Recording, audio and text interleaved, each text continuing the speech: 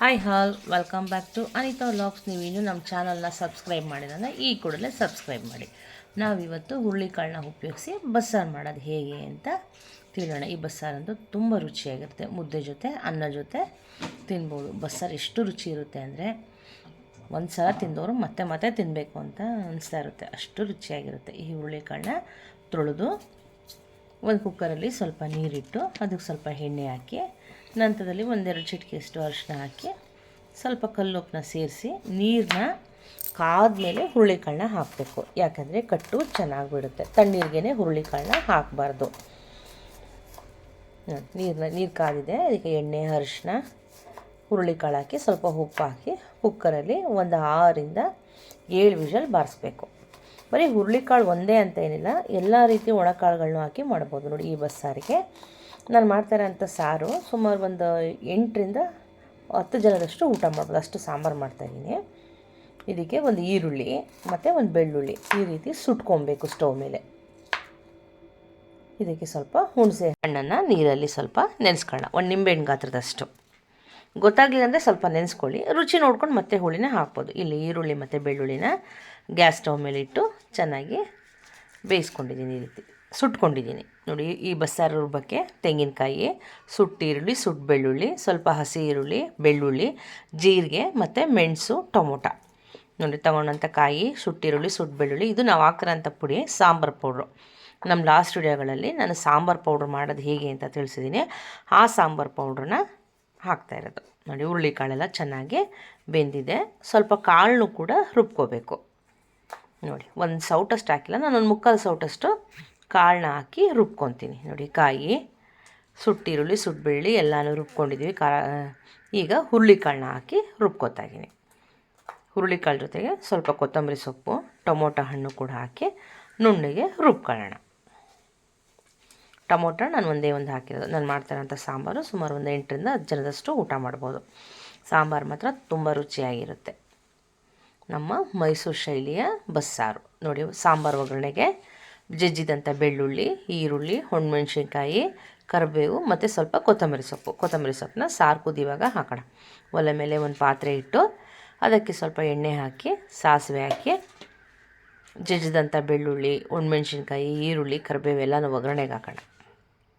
ನೋಡಿ, ಎಣ್ಣೆ ಹಾಕಿ ಸಾಸಿವೆ ಹಾಕಿ ಬೆಳ್ಳುಳ್ಳಿ ಹಾಕಿದ್ದೀನಿ. ಬೆಳ್ಳುಳ್ಳಿ ಸ್ವಲ್ಪ ಫ್ರೈ ಆಗಲಿ ಕೆಂಪುಗೆ. ನಂತರದಲ್ಲಿ ಈರುಳ್ಳಿ, ಕರಿಬೇವಿನ ಸೊಪ್ಪು ಹಾಕಿ ರುಬ್ಬಿರೋ ಖಾರನ ಹಾಕಿ ಒಂದು 2 ನಿಮಿಷಗಳ ಕಾಲ ಚೆನ್ನಾಗಿ ಕುದಿಸೋಣ. ನಂತರದಲ್ಲಿ ಹುಣಸೆ ಹುಳಿ ಹಾಕೋಣ.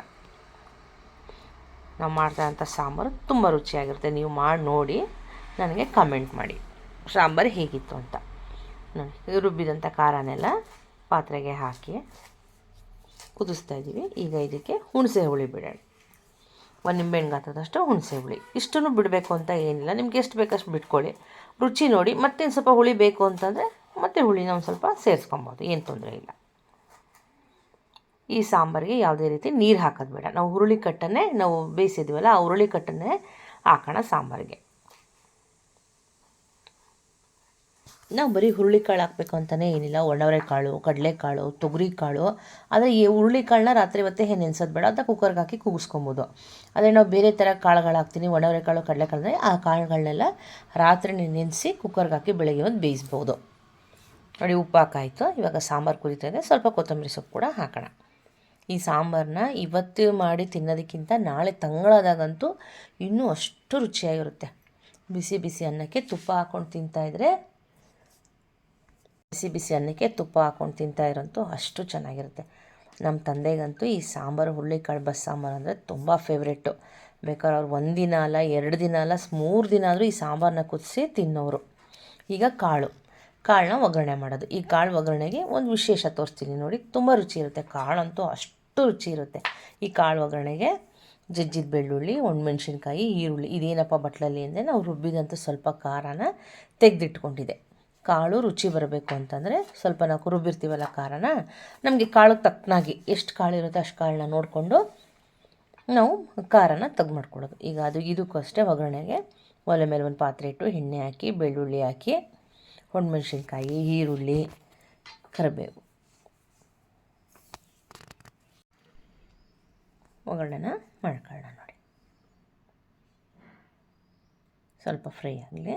ತುಂಬ ಫ್ರೈ ಮಾಡೋದು ಬೇಡ, ಉಪ್ಪಿಟ್ಟಿಗೆ ಬಾತ್ಗೆಲ್ಲ ಮಾಡೋ ಅಷ್ಟು ರೀತಿ. ಯಾಕಂದರೆ ಈರುಳ್ಳಿ ಬಾಯಿಗೆ ಸಿಕ್ಕಿದ್ರೆ ರುಚಿ ಇರುತ್ತೆ. ರುಬ್ಬಿದಂಥ ಖಾರ, ಯಾವ ಖಾರ ರುಬ್ಬಿದ್ದೀವಿ ನಾವು ಸಾಂಬಾರಿಗೆ ಅಂತ ರುಬ್ಬಿದ್ವಲ್ಲ ಅದೇ ಖಾರ ಒಂದು ಚಮಚದಷ್ಟು ಹಾಕ್ಕೊಂಡ್ರೆ ಸಾಕು. ಇದಕ್ಕೆ ಸ್ವಲ್ಪ ಒಂದು ಅರ್ಧ ಚಮಚದಷ್ಟು ಹುಣಸೆ ಹುಳಿನೂ ಕೂಡ ಹಾಕಬೇಕು. ನಾವು ಕಾಳಿಗೆ ಉಪ್ಪು ಹಾಕಿದ್ದೀವಿ, ಬೇಕಾದಲ್ಲಿ ಇನ್ನೊಂದು ಸ್ವಲ್ಪ ಉಪ್ಪು ನೋಡ್ಕೊಂಡು ಹಾಕೋಬೋದು. ನೋಡಿ, ಒಂದು ಅರ್ಧ ಚಮಚದಷ್ಟು ಹುಳಿ. ಯಾಕಪ್ಪ ಈ ಹುಳಿ ಖಾರ ಎಲ್ಲ ಹಾಕ್ತಾಯಿದ್ದೀವಿ ಅಂದರೆ ಕಾಳಂತೂ ತಿನ್ನೋಕ್ಕೆ ಅಷ್ಟು ರುಚಿ ಇರುತ್ತೆ. ಮಾಡಿ ನೋಡಿ ನನಗೆ ಕಮೆಂಟ್ ಮಾಡಿ ಸಾಂಬಾರು ಹೇಗಿತ್ತು ಅಂತ. ಈ ಸಾಂಬಾರನ್ನ ಮುದ್ದೆ ಜೊತೆನೂ ತುಂಬ ಚೆನ್ನಾಗಿರುತ್ತೆ. ಒಂದು ಸ್ವಲ್ಪ ಬೆಣ್ಣೆ ಕಾಯಿಸಿ ತುಪ್ಪ ಹಾಕ್ಕೊಂಡು ತಿಂದ್ರಂತೂ ಅಷ್ಟು ರುಚಿ ಇರುತ್ತೆ. ನೋಡಿ, ಕಾಳೆಲ್ಲ ಚೆನ್ನಾಗಿ ಹುರಿದಾಯಿತು. ಈಗ ಇದಕ್ಕೆ ಕಾಯಿ ತುರಿ ಮತ್ತು ಕೊತ್ತಂಬರಿ ಸೊಪ್ಪು ಹಾಕಬೇಕು.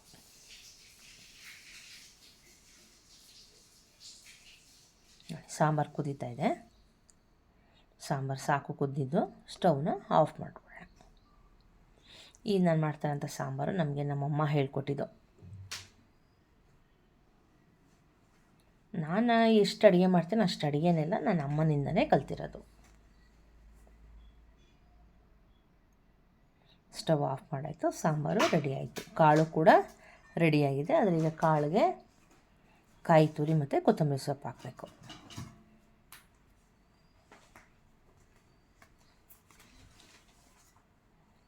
ಕಾಳು ಕೂಡ ಫ್ರೈ ಆಯಿತು, ಸ್ಟವ್ನ ಆಫ್ ಮಾಡೋಣ.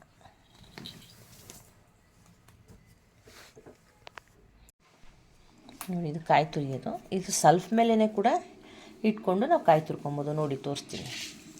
ಇದ್ರ ಬಗ್ಗೆ ಏನಾದ್ರು ಮಾಹಿತಿ ಬೇಕಾದರೆ ಕಮೆಂಟ್ ಮಾಡಿ, ಖಂಡಿತ ಹೇಳ್ತೀನಿ. ಇದನ್ನು ಫ್ಲಿಪ್ಕಾರ್ಟಿಂದ ನಾನು ತರಿಸಿದ್ದು. ನೋಡಿ, ಇದು ಈ ಥರ ಬಟನ್ ಇದೆ, ಅದನ್ನ ಹಿಂಗೆ ಫಿಕ್ಸ್ ಮಾಡಿಬಿಟ್ರೆ ನೆಲಕ್ಕೆ ಅಂಟು ಕುತ್ಕೊಂಡ್ಬಿಡುತ್ತೆ, ಒಂದು ಚೂರು ಕೂಡ ಅಳ್ಳಾಡಲ್ಲ. ನೋಡಿ, ನಾನು ಇಷ್ಟು ಬಲ ಉಪಯೋಗಿಸಿ ಅಳ್ಳಾಡಿಸ್ತಾ ಇದ್ದೀನಿ, ಆದರೆ ಅದು ಅಲ್ಗಾಡ್ತಾ ಇಲ್ಲ. ಇದು ಫಿಕ್ಸ್ ಮಾಡೋದು ಕೂಡ ಅಷ್ಟೇ ಈಸಿ, ತೆಗೆಯೋದು ಕೂಡ ಅಷ್ಟೇ ಈಸಿ. ನಿಂತ್ಕೊಂಡೆ ಆರಾಮಾಗಿ ಕಾಯಿ ತುರಿಬೋದು. ಈಗ ಬೀನ್ಸ್ ಪಲ್ಯ, ಚಿತ್ರಾನ್ನಕ್ಕೆ, ಏನಾದ್ರು ತರಕಾರಿ ಪಲ್ಯಗಳಿಗೆ ಬೇಕಾಗುತ್ತಲ್ವ, ಆಗ ತಕ್ಷಣ ಅಲ್ಲೇ ಸುಮ್ಮನೆ 8 ಕಾಯಿ ಬೇಕಂತಂದರೆ ಮಾಮೂಲಿ ಇಳ್ಗಮ್ಮೇಲೆ ತುರ್ಕೊಬೋದು. ಇದು ಸುಮ್ಮನೆ ಹಾಗೆ ಕಾಯಿ ಸ್ವಲ್ಪ ತುರಿದಾಕ್ತೀನಿ ಉಪ್ಪಿಟ್ಟಿಗೆಲ್ಲ ಅಂತಂದರೆ ಹಾಗೆ ತಕ್ಷಣಕ್ಕೆ ಸ್ವಲ್ಪ ಮೇಲೆ ಮಾಡಿಕೊಂಡು ಕಾಯಿನ ತುರ್ಕೊಬೋದು. ನೋಡಿ, ಇದು ಫಿಕ್ಸ್ ಮಾಡ್ತಾ ಇರೋದು ಈಗ. ಹೀಗೆ ಇದ್ರ ಬಗ್ಗೆ ಮಾಹಿತಿ ಬೇಕಾದರೆ ಕಮೆಂಟ್ ಮಾಡಿ, ಖಂಡಿತ ಇದ್ರ ಲಿಂಕ್ನ ನಾನು ಹಾಕ್ತೀನಿ.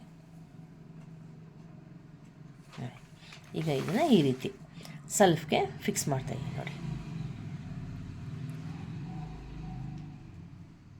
ಇದು ಬಟನ್ನು ಹೀಗೆ ಮಾಡಿದ್ರೆ ಫಿಕ್ಸ್ ಆಯ್ತು.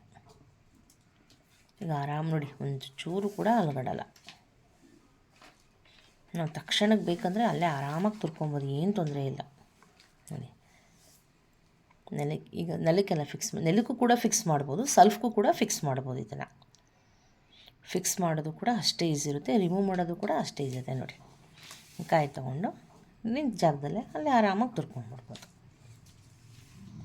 ಪ್ಲೇಟ್ ಇದ್ದರೆ ಪ್ಲೇಟು ಅಥವಾ ಕವರ ಏನಾದರೂ ಹಾಕ್ಕೊಂಡು ನೋಡಿ ತುರಿಬೋದು. ನೋಡಿ, ಎಷ್ಟು ಆರಾಮಾಗಿ, ಎಷ್ಟು ಈಸಿಯಾಗಿ ಚಕ ಅಂತ ತುರಿತಾ ಇದ್ದೀವಿ. ನಮ್ಮ ಚಾನಲ್ ಇಷ್ಟವಾದಲ್ಲಿ ಲೈಕ್ ಮಾಡಿ, ಶೇರ್ ಮಾಡಿ ಮತ್ತು ಸಬ್ಸ್ಕ್ರೈಬ್ ಮಾಡಿ. ಕಾಯೆಲ್ಲ ತುರಿದಾಯಿತು. ನೋಡಿ, ಒಂದು ಸ್ವಲ್ಪನೂ ಕೂಡ ಅದು ಅಲಗಾಡಿಲ್ಲ, ಅಷ್ಟು ನೀಟಾಗಿ ಫಿಕ್ಸ್ ಆಗಿದೆ. ಈಗ ರಿಮೂವ್ ಮಾಡ್ತಾಯಿದ್ದೀನಿ ಅದನ್ನು. ಹಂಗಂದು ರಿಮೂವ್ ಆಯಿತು. ಕಾಯಿನೂ ಕೂಡ ತುರಿದಾಯಿತು. ಕಾಳಿಗೆ